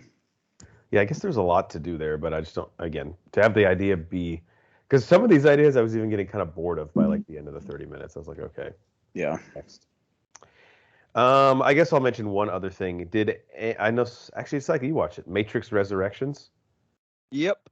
Nate, did you see this? No. I don't plan on watching it either. You lucky dog. Damn it. Switch places. Cycling, we don't have to talk about it much, but is there anything you can say non-spoilers, or should we just tell people to skip ahead like 2 minutes if they don't want to hear it? I mean, sure. I wasn't going to spoil the movie per se, but just how we feel about it.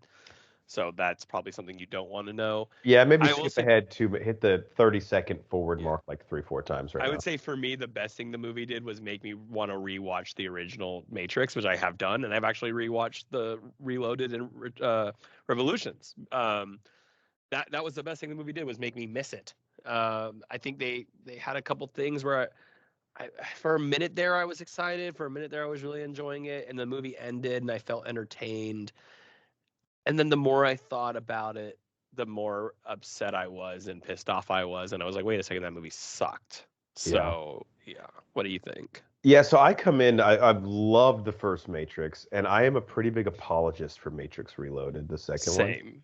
Same. Just because I think the action is so fucking incredible. And narratively, while like it's some really high concept stuff that like kind of goes over my head and is really convoluted, I just think it still kind of works in that world. Revolutions, everything kind of comes crumbling apart. But this was like a slap in the face. I mean, the epitome of a cash grab. There's clearly no idea for a story here. And what little crumbs they have, like retcon everything cool about the original trilogy. They lived off the first movie. They showed the first movie in half the movie. I agree. There was probably like legitimately 4 to 6 minutes of clips from the first movie spliced throughout this thing. And like, I'm with you. Like the first 20, 30 minutes, I was kind of intrigued. I was like, okay, this is sort of an interesting path to take this. Then it gets so meta and high concept that I'm just like, dude, you don't even know what the fuck this is. Yeah. And I will say that, no, I'm sorry, finish. No, please. I was just going to say, the one thing that bothers me is when people defend this with like, dude, it's just a fucking action movie, bro. Have fun with it. And I go, have you told The Matrix that? Because they don't think they're just a fun action movie. Like, listen to some of the expository scenes in these 4 films. Tell me they think they're a dumb fucking action movie. They don't. Like, the Wachowskis, God bless them, but they think this is, like, really self-important and, like, game-changing to cinema. So don't sit here and tell me to just turn my brain off when shit doesn't make sense, because the movie itself insists that it's important. Right, and if it's not, and this is I was kind of going to say when you mentioned the meta thing, fine, 1 meta comment, okay, 10 meta comments, and then I felt like they were insulting the viewer. And if she didn't want to make this movie, if they're really inferring that they were forced by Warner Brothers, that they were going to do something with the IP, then let them do something with the IP and ruin it, and then everyone will find Warner Brothers as the enemy. Be like, what did they do to the Matrix? Keep your vision pure. Like nothing will ever change how we feel about the 99 Matrix. But if you really felt like you had to do this movie because of Warner Brothers, and then you kind of shit on the audience for watching it, then now you've hurt your legacy even more. I agree. I just that's what bothered me the most, was how they treated me in the movie.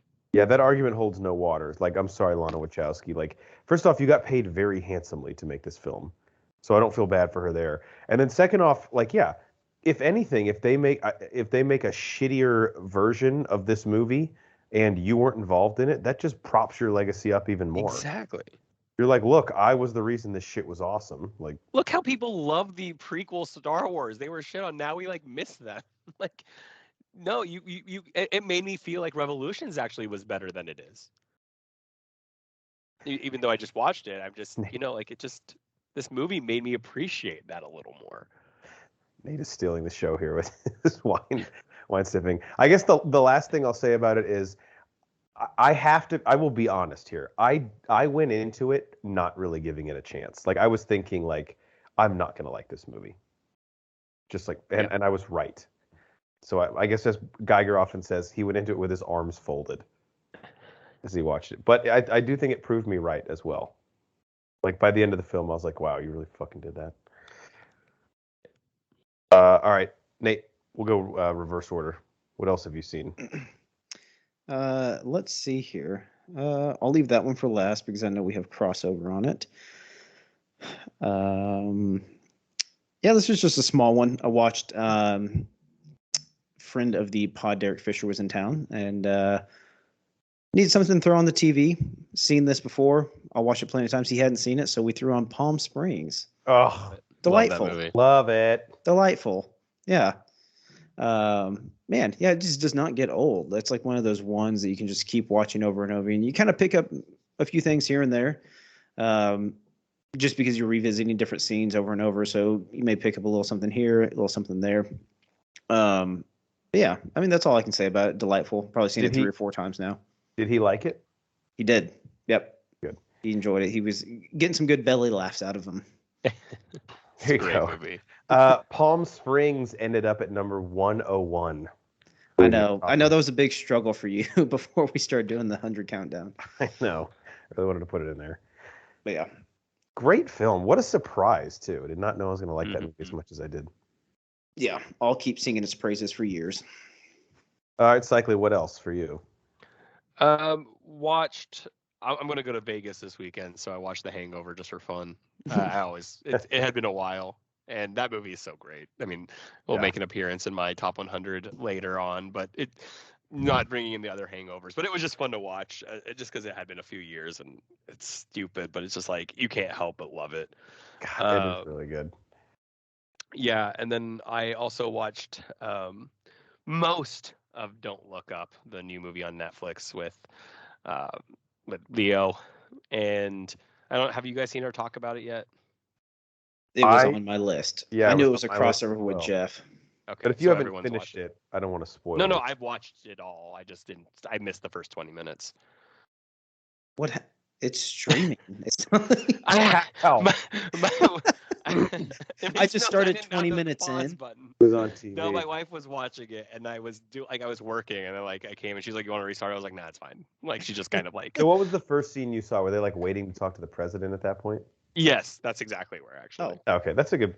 Honestly, they probably should just started the movie there. If I'm being honest. That's so funny. That's literally I came in. I was like, "Who's that? Who's that?" Yeah. So, okay. Yeah, segueing into that, yeah, I love Don't Look Up. Very much. I know this is kind of a just cliche thing to say, but like holding a mirror up to society. It just like hit the nail on the head. Almost too much. So many points on a different topic. Yeah, it was a horror movie in the sense that I was like, fuck, this is very much what would happen if this was happening. Yeah. Yeah. And kind of what we said about The Matrix, like how that was meta to the insult. This was so meta, like it was like, because we're going through it, you're like, yeah, they're not lying. Mm-hmm. I've had a love-hate relationship with Adam Mckay. I love his comedic stuff. His serious stuff, I just feel like he gets a little bit pretentious. Like we get it, you're very intelligent, but like some of the stuff in like The Big Short and like Vice, and I haven't seen Succession, so maybe that's like his best work. But I just feel like he's like, we get it, you're very well aware of how the financial industry works, and we're not, in the way you're explaining it to us. But this one really worked for me, and it clocks in at number, for my top, like what am I at, 1,100 movies now. It's number 319, so it's in the top third. There you go. For me, and there was just a lot of characters that were like, it's sort of in the vein of Idiocracy in the sense that like they are like caricatures of people we see in the real world, but not so much so to where you're like, well, that's totally unrealistic. Like everyone in it is, I'm almost hesitant to even say like reality adjacent, because they are kind of real people also. Yeah, it was like I kept calling it Idiocracy too. Modern day Idiocracy, yeah, for sure. And how long did it take you guys? It took me way longer than I'm proud to say to recognize that was Cate Blanchett as the blonde TV news host. Oh shit! I don't think I noticed that. It was in like a lot of the movie. Yeah. Huh. I guess until now, I think I saw her name on the cast. I don't know. I just did not put it together, I guess, for whatever reason. And Mark Rylance from like Bridge of Spies and a bunch of other movies was the like the Steve Jobs, Mark Zuckerberg guy who runs Bash. Oh yeah, super creepy. Yeah, that character was so weird. Timothy Chalamet, surprisingly refreshing role for him. I don't know, it filled the gap that needed to be filled in the movie for some reason. Like he played a very subtly important role. And I'll just say this. So he's in the movie Lady Bird. Cycly, have you seen Lady Bird? Yeah. And he plays kind of a similar character, but in Lady Bird, I feel like he didn't really know how to play it. He was like, I don't know how to be funny. Do I go way over the top? Where do I go with this? And in this, he seemed like much more settled in, like much more comfortable with playing the like, I don't want to say dunce, because he's actually like probably too intelligent for his own good. But the guy that's just like an idiot, but also like, oh, you're actually more intelligible than I thought you were based on everything you've shown me so far. Yeah. I don't know what I give it on Letterboxd. I think 3.5, 4 stars. Good film. So yeah, I thought it was great. You guys have anything else? That was my last thing. I did watch The Proposal for the first time just because of Betty White. Oh. I'd never seen that movie, but my wife and her best friend wanted to watch it. And I was like, Betty White is hilarious in that movie. So I was like, yeah, maybe I'll do a Betty White run the next couple of days or weeks. Oscar Nunez from The Office, a bit of a scene stealer. Yes. Oh, nice. He really was, actually.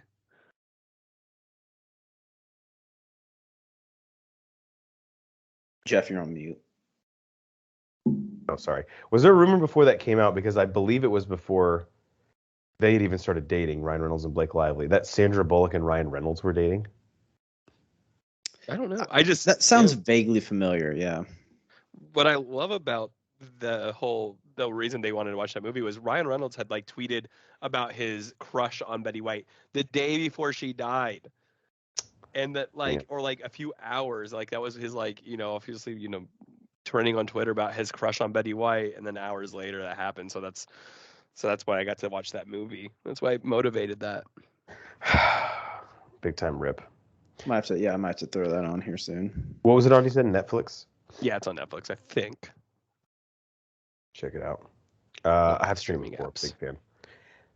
All right, 2 quick things I'll mention. I finally got around to watching Squid Game. Nate, I know Cycle's seen this. Nate, have you? Yeah. What are, I guess, your guys' thoughts on it before I give you my opinion? I really enjoyed it. You kind of get like a dang it, now I can't think of the name of the film, but it was basically what Hunger Games was kind of mirrored off of, is another the Hunger Games movie. That's what you're thinking. Korean. No. A darker Korean Hunger Games. The Hunger Games. Yeah, I think we talked about this recently because I suggested watching it with Korean audio but English subtitles, just so you can get more of a feel for like the emotion of the characters and their actual speaking voice. Because I watched it mostly with English subtitles and English speaking, and I switched over the last 2 episodes, and I enjoyed the last 2 episodes a little bit more just because of that. But overall, yeah, I thought it was really good, ended nicely. I think things wrapped up pretty good. Yeah, what are you thinking of Battle Royale, Nate? Battle Royale, thank you. Yes. Oh, wow, I haven't heard of that.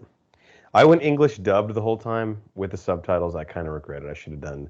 Yeah, I heard the Korean and with English subtitles was like the way to go, kind of what Nate was saying, like makes you connect more. Because that's how I watched Parasite, and looking back, I'm like, why didn't I do that from the beginning? Yeah, that's exactly. I think I told you that at New Year's. I was like, why the fuck didn't I just watch it the same way I watched Parasite? So I really like the show. I think inherently it was going to be a bit overhyped for me because it was really fucking hyped. Like, yeah, oh yeah, for sure. People need to chill out.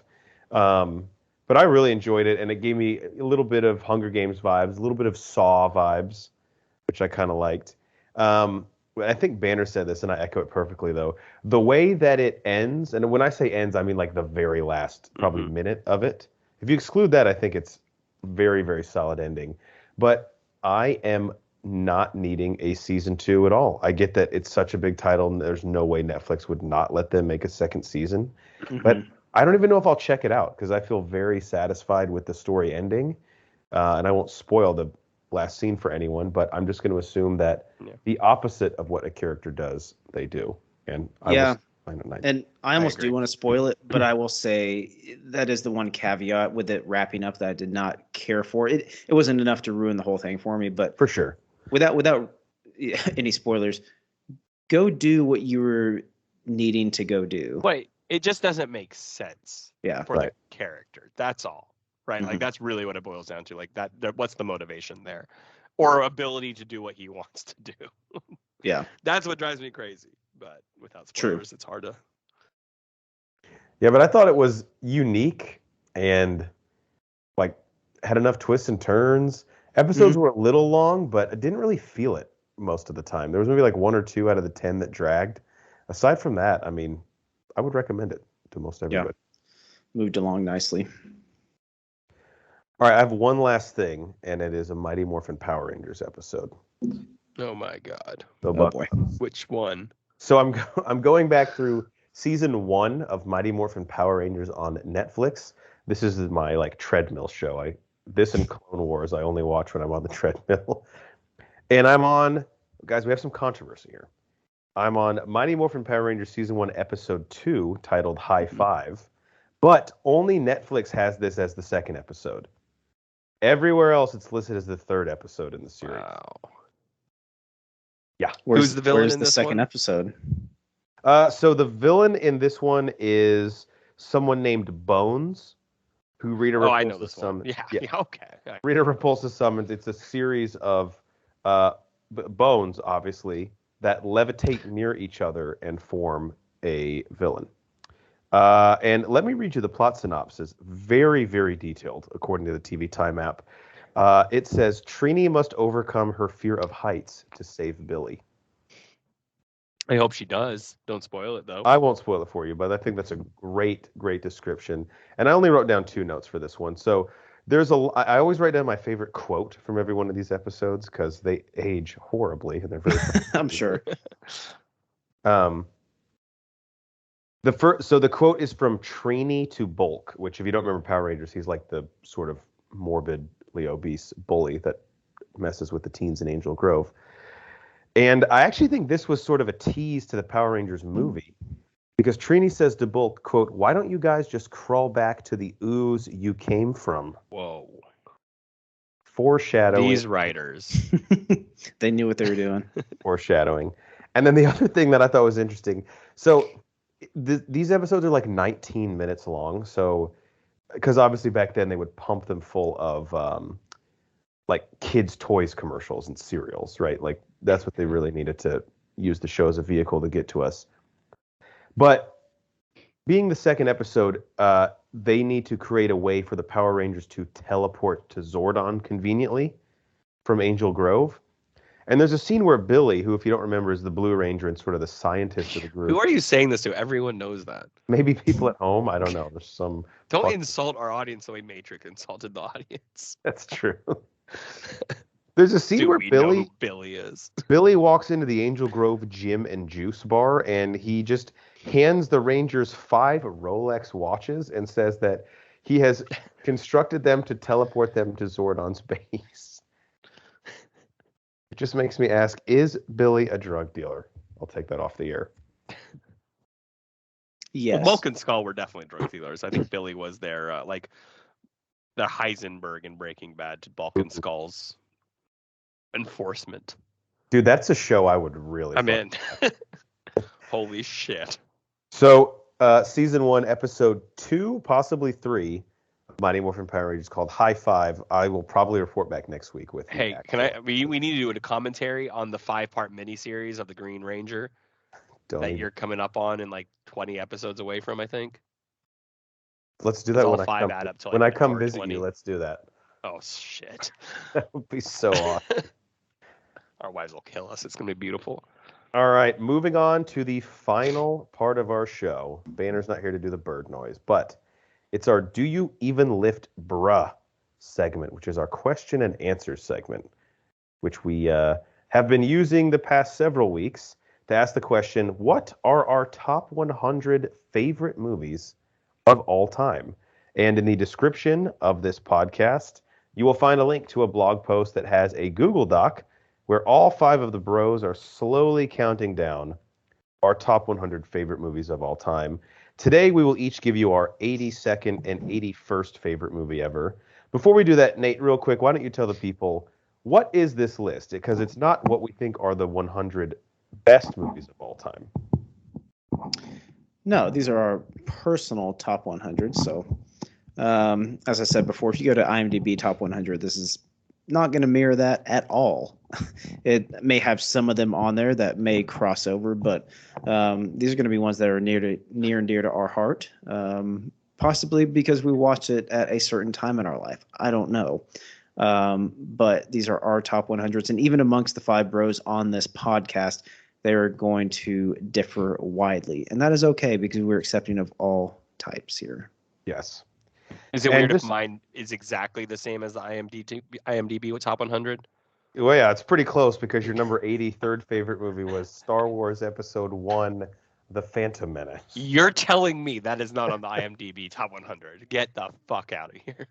Burn IMDb to the ground. Yeah, there's an ongoing investigation on that. So yeah, someone's booking the book. So, all right, well, I'll do our 82nd cycle. You can go first. What movie could possibly be ranked higher than Episode 1, The Phantom Menace on your list? Honestly, I should just stop. Can I just say really fast before I say that? Over Christmas was with the family for the first time in 2 years, and we, my cousin is a big fan of the pod, and everyone started doing their top 100 lists. Oh, that's awesome. It was nice. It was funny because they were all saying the same thing about how hard this actually is. It is.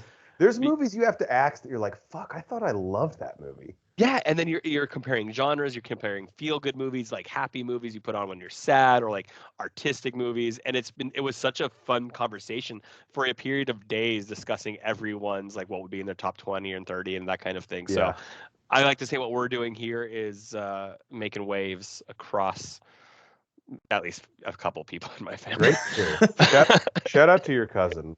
Obviously, I love it. And it's a fun exercise to do, like you said. Yeah, everyone should do it. So 82 for me is The Wedding Singer. I'm not the biggest Adam Sandler fan. Like Adam Sandler in the 90s I can love, but like post 2000. I mean, really it was 9/11 that did it.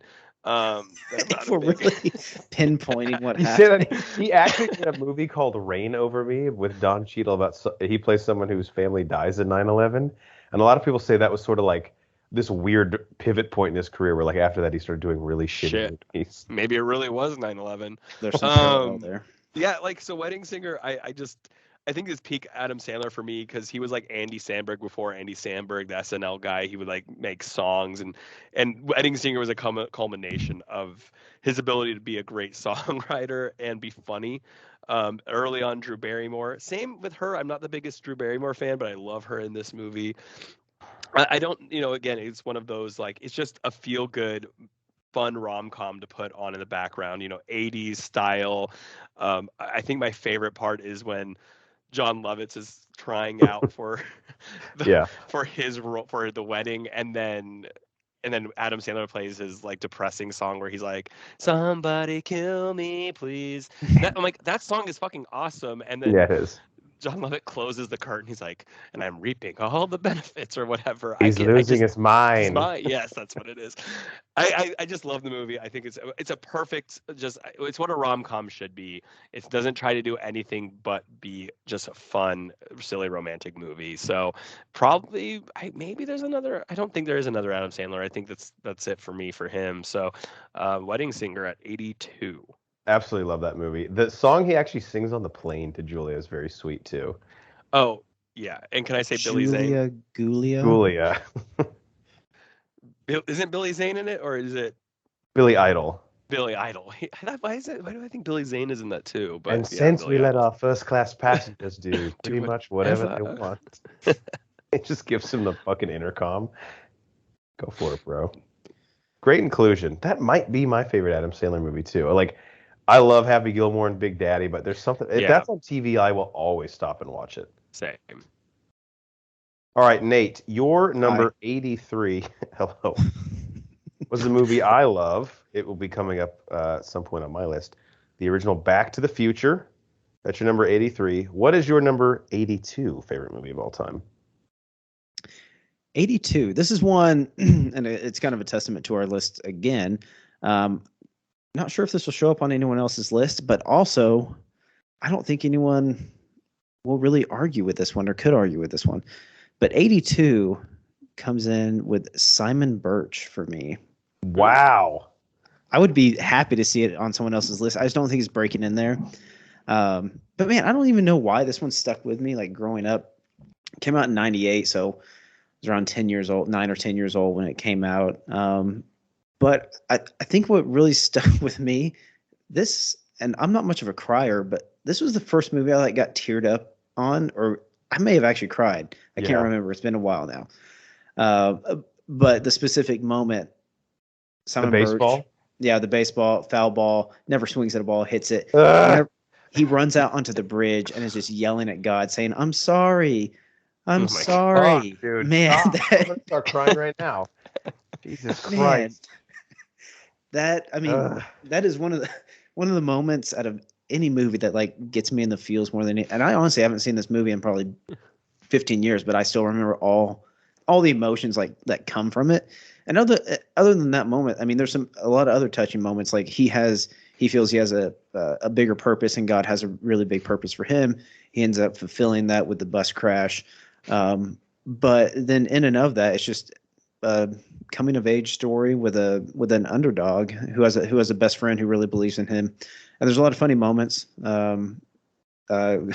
weird kind of cameo cast with Jim Carrey as the older the older version of Joe later on, but then have Ashley Judd, and love Oliver Platt in it too, as the kind of awesome fun boyfriend of Joe's mother during that time. But just such a good feel good movie. And like I said, I think that's why it really stuck with me. Is that's like one of the first movies that really gave me like one of those emotional feelings and like touching feelings and like made me want to cry my eyes out. I was almost crying just you describing that again. God damn it. I guarantee if we did a movie commentary on it, when he hits the foul ball, Geiger would be like, worst part was a 2-0 pitch. Why are you swinging? God, just take a fucking walk. We're down 3, you selfish asshole. Yeah. Wasn't even a strike. But, and that's the other good thing about this list. I'll probably watch this in this next week now, just to revisit it. So, yeah, I'm looking up right now what it's streaming on because I really want to see it. It's on Cinemax, but I don't have a subscription to that. We'll find it. Come on, I don't believe you. Cinemax. Damn, great pick, Nate. See, that stuff Thank you. legitimizes our list. We have like actual movies that. What are you saying about Phantom Menace? I feel personally attacked. All right, my number 82. I can almost guarantee you, if this isn't already on Cycly's list, it will be. I believe this was already on Thurman's. Let me see. I don't see it. Maybe it was Banners. Oh well, mine is the movie The Strangers, the horror film. Wow, I feel like this is low for you. Oh, yeah, this was we talked about it on mine because it was 102. Oh, okay. Yeah, and you are not a horror fan, so no, not at all. Yeah, so Cycly, there is a horror movie that you and I know is way higher, possibly. I don't even want to tell you how high, but I was shocked at how high this movie is. But I will say that, or low this movie is. But I'll say this about The Strangers. I'm a big horror head. This is the most scared I have ever been watching a film. Can I ask what made it so? Like what holds it down? I think when I looked at the other horror movies on there, I think with horror movies I value like narrative slightly more than like pure scare. Yeah, this is very direct. And The Strangers, like, it doesn't know that it has a bad story, but story is not at all the focal point. No, who gives a shit what their story very is? simple concept, which I think is inherently what makes it so fucking frightening. I was imagining that was going to be top 3 of your horror. Yeah, I believe it's my 5th highest horror movie. Okay. I have. But I saw this in the theater, I believe, with you, right? Yep. And it is I'm not kidding you. As like a 16, 17-year-old, we're at the age where you're like, fuck, bro, nothing scares me. Fucking punch a dragon in the face. I was watching this like through my hands almost the entire time. I remember the whole theater. It was back in the day, like going to a sold-out show for a horror movie, especially one that was actually good and scary. The whole theater was like up in arms, like freaking out. Like you could feel the entire room just like tense and people yelling and stuff. And I remember like being like, the people yelling didn't even take away from the experience in the horror. Like sometimes that makes you like laugh and removes. No, that movie was just genuinely so scary. Yeah, I remember that. I remember that whole just first showing. Just a very like visceral movie going experience. And home invasion horror, I think, is always very scary because people just look at it and say like, I mean, this could very easily happen to anyone. Because you were home. Yeah, I mean that's obviously the most famous line from the movie, and it just sticks with you so much, how sinister it is. But yeah, that's what freaks me out the most about this, and the realisticness of it. So yeah, that's why it was the fact that it was Simon Birch's parents. It was just like, whoa, after the fact, same universe. Fuck. I mean, they're clearly in the same universe, right? Yeah. As if that couldn't get darker. Jeez. All right, that's my number 82. And then my number 81, to show you why these lists are great, these two movies would probably never end up on a list together, except for on the Bro Force Squad's Top 100 list. My number 81 favorite movie of all time is Toy Story 3, which I think is my favorite of the Toy Story movies. Whoa. Yeah, it is, in terms of rating. Wow. And again, let's talk about eliciting an emotional reaction. First off, the time I saw this movie, I was, I think, middle of college or early college, right around the same age Andy's character is in the film. And the whole theme is about growing up and how do you move on with your life and still maintain some of that childhood innocence. And Andy's struggle with giving up his toys was sort of metaphorical for like realizing the burgeoning adulthood we all have. And it's like, fuck, man, I still want to play Nintendo 64 with my friends, but also I need to graduate from college. Mm-hmm. I have a fun perspective compared to your college. My niece just watched it for the first time. Ooh, oh, wow. Nice. She watched all three, well, the original three. And she supposedly got really upset at the end of Toy Story 3 and went and like held onto her toys. And she asked my sister, her mom, is that going to happen when she grows up? She's like, and she goes like, I don't want to get rid of my toys. And my sister was obviously like, no, you don't have to get rid of your toys. Like, it's up to you. I was like, and my sister said, hey, like me and your uncle have toys from when we were little. But it was funny how like you're talking about the college experience, like she's seeing it like, why would I ever want to get rid of my toys and getting really emotional about it? Right.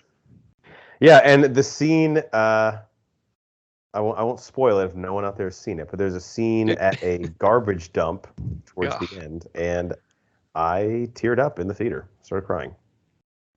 And for the comedic element, I mean, Michael Keaton is an absolute scene stealer as Ken doll. Ken is great. Yeah, incredible. Just his like fashion sense, fashion over everything is really Ken's motto in that movie. Only thing I don't like is the Buzz Lightyear turning Spanish, but everything else is so fucking incredible it doesn't even matter. It's a solid pick there, 81. Thank you. All right, Nate, what is your 81st favorite movie of all time? 81st. This came out a few years before Toy Story 3 in 2007. Man, this one just holds a special part in probably all of our hearts. One of the great comedies of our formative years. Super bad. And I'm sure... Yeah. I'm shocked it's this low on yours, too. I know. I know. Horns will probably, I know, we'll have this, and from Cycly's reaction, I'm guessing he'll have it higher too. Yeah. But this is just quite high for me. Huh? It's quite high for me. It's very high for me. That's all. But geez, just, I mean, it came out about the time we were all going to college, maybe freshman year, maybe going to sophomore year, something like that. So no, it was our senior year. I know for a fact because senior year of high school, right? Yeah. Well, it's listed as 2007. Was it? I swear we saw it in high school. Did you get that early director's cut or something? Yeah, maybe. I can't be completely wrong. This is how he sets us up for a story about how he got. Wait, Jeff, I thought we watched it like graduating high school. We were both like, Jesus Christ. Because it's like us. Yeah, like. Yeah, I think I remember seeing this like in our college town. We went to the theater there, so that's why I think maybe I just associate it with high school so much. But I mean, after not knowing like the exact chronological order of all this, but there was like some early aughts great comedies that kind of kicked off this spiel of these comedies with Old School and Wedding Crashers and things like that. And then this kind of was on its own. It kind of set a new trend because it was a couple years later after those. But was still kind of in the same ilk as those. But next to Wedding Crashers, this is maybe like the most quoted movie. Oh my God! All of us have. So it's in our daily lives. We say shit all the time. People don't forget. I mean, luckily my dick is on my back. I mean, there's just an endless stream that we just say constantly. Yeah, that's just in our daily vocabulary. Why do you even make the game if you can't beat it? I don't understand. Yeah.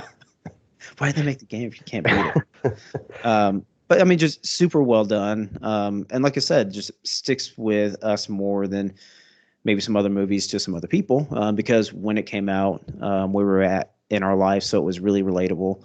And just one of those, I think, funny things you could see, like high school kids cussing, saying vulgar things that we were used to saying, but you're not overtly saying those things around your parents, so you're not saying it all the time, but you're seeing it like on a big screen. So it's kind of a fun thing to do. Yeah, this movie I credit very heavily with developing my comedic sensibility or lack thereof, I guess. I'm not gonna lie, it's in my top 20. Spoilers. It's as it should be. Yeah, I won't tell you where it is on my list, but Horns, you and I were like the type we would be like. I would be coming to pick you up, and we'd be on the phone, and then we'd continue to be on the phone as you walk to the car. And I remember watching the movie because they do that. I'm like, holy, like what the fuck? That's literally exactly what we do. Yeah. At the very end, when they're laying in their sleeping bags, and Jonah Hill goes, boop, boop, to his Boop, nose. boop. You want to go make pizza rolls? Yes. Yes. God, great fucking pick. Great movie. All right, to end the night, Cycling, what is your 81st movie of all time? So, I have 3 of this genre. I have 3 Harry Potter movies. I was like, just make them 80, 79, and 70. I have a 3-way tie. No, I have 3 of the Harry Potter movies total in my top 100. This is the first one to make the list at Harry Potter and the Half-Blood Prince. And for me, this movie, again, 8 movies, and I'm a massive Harry Potter fan, and so it would be wrong for some of these movies not to appear, but that kind of also tells you how I feel about the movies compared to the books, because theoretically all 8 of these should be on the list. Half-Blood Prince, to me, was a really good transition movie into Harry just kind of developing into that fun. The movie has a lot of comedy while playing up the dark themes. I think the Order of the Phoenix struggled a little bit because it was the longest book but the shortest movie.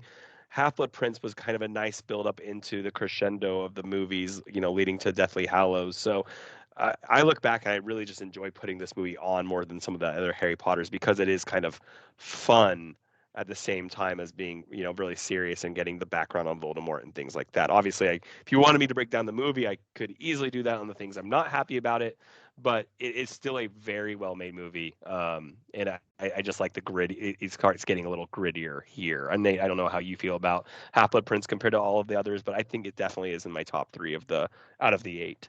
You'll find out later in my list. I'll just go ahead and spoil that. It is on my list higher up. So okay, nice. Yep. This when this movie came out, did they already know that Deathly Hallows was going to be 2 parts? I think so. I think we knew that pretty early on, but I could be completely wrong. Yeah, I kind of feel the same way. It's tough to recall back, but I think we did know at this point. Half-Blood Prince is such a great film in the Harry Potter series because you get a lot of flashbacks, you get a lot of background on some things that you hadn't before, and you get drunk Daniel Radcliffe. Yeah, I think really this kind of heightens in the grittiness, but it does kind of start out in Goblet of Fire a little bit, and then intensifies from there. Mm-hmm. But obviously, with the name of the movie, you get background on Snape and his parents and a ton of different things. So it adds a lot to the whole story overall. Yeah, my biggest complaint is they should have done more on the background on Snape and Voldemort because that's what the book was, and that's what made it so great. So that's a good. If that's the only thing I'm complaining about, then it's pretty good. Yeah, great pick there. I'm excited to see where this ends up on Nate's list. A couple movies tonight that other people have on their list at different spots, which always makes it. That's what's going to get really interesting as we go further and further down the list. All right, before we let the people go for episode 171, closing thoughts. Nate, words of wisdom for our listeners. Words of wisdom. This is actually something I discussed with Horns briefly the other day. Start journaling. Start writing your words down. Maybe it'll be a little bit therapeutic. I started keeping a little journal of my own. Don't even know what I'm trying to do with it. I just write shit down that's in my head. Maybe it's things I'm feeling. Maybe it's things I've thought. Maybe it's stupid ideas I have. Do you write your diary when you enter in? No, but sometimes I'll be like, all right, see you later at the end of it. Put hearts on your eyes. Ta-ta for now. No, I cut out the hearts. But yeah, that's my words of wisdom. That is great. I actually need to buy like a nice journal that I can write in. Yeah. And it sounds, and I've never done this, always been kind of against them, like how it sounds kind of dumb, but writing things on paper that are in your head look weird when you write them down, and they sound different in your head, if that makes sense. It absolutely makes sense. My head's a fucked up place, so it's nice. All of our them. Cycly, what would you like to leave the people with? My words of wisdom will be to let it be. There it is. Let it be. Okay. You're just going to do the whole song? I mean, if you want. No, we're good. Simple yet effective. My words of wisdom, I said this last week. Please make smart decisions when getting your hair cut. The person in front of me, when I last went to the barber shop, elected a blue hair dye. And let me just say, for someone of his age, not a prudent decision. I know we're working from home, a lot of us, but let's not completely let ourselves go. Have a little pride. Were you like that Home Depot commercial where like, it's blue? It's blue. His hair's blue. His hair's blue. The airport version of that is really funny, too. Let me know ballpark when Group 2 is going to be boarding. 2 hours, 58 minutes. Very pertinent advice. All right, for the American hero, Nate Thurman, our legal counsel, Ronnie Cycli. I'm the mayor, Jeff Hornacek, and we are the Bro Force Squad podcast. Thank you so much for checking us out. Pumped to spend the 2022 movie year with you guys and see how our predictions hold up over the next 11.9 months, give or take.